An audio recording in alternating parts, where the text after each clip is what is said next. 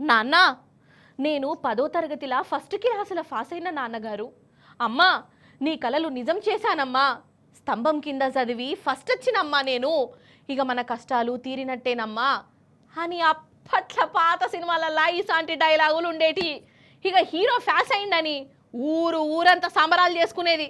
Collector వచ్చి praise కూడా ఇచ్చేదోల్లా. నీలాంటి వాళ్ళే బాబు ఈ దేశానికి కావాల్సింది అని అనుకుంటా ఒక డైలాగ్ కూడా వెళ్తుంది 10వ తరగతికి.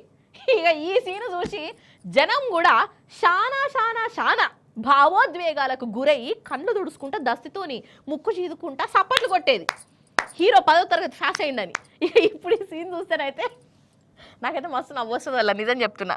అవు కానీ ఇప్పుడు నాకు 10వ తరగతి ముచ్చట ఎందుకు తీసినానంటే, అనగనగనగా ఒక ఊరొల్ల, ఆ ఊళ్ళే స్వాతంత్రం వచ్చినాక ఫస్ట్ సారి ఒక పిల్లగాడు 10వ తరగతి ఫాస్ అయిండు.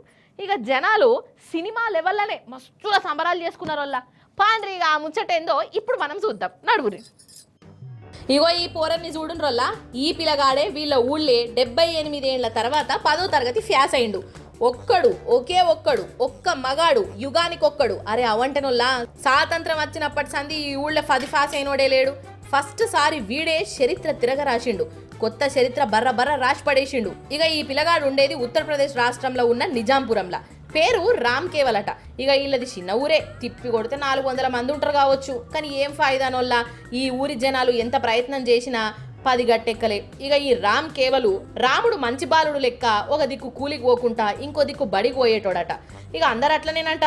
కానీ ఈ పోరడు మాత్రం మొన్నటి పరీక్షల ఫాస్ అయిండు. ఇక ఇంకేమున్నది, ఊరంతా సంబరాలల్లా మునిగిపోయింది.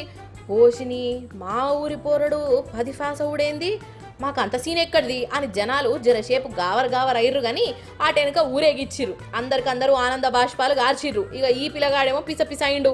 ఆఖరికి జిల్లా కలెక్టర్ సార్ కూడా వచ్చి 10 ఫాస్ అయినందుకు సన్మానం కూడా చేసిండులో. అగో నిజంగా ఊరికి మొనగాడంటే ఈ పొరడే పోన్రి. 15 ఏళ్ల వయసుల్నే 78 ఏళ్ల రికార్డు కొట్టుడంటే ఉత్తముచ్చట్నా. అందుకే ఈ పోరన్ని ఊరికి మొనగాడు అని పిలుచుకుంటున్నట్టనులో ఇల్లు.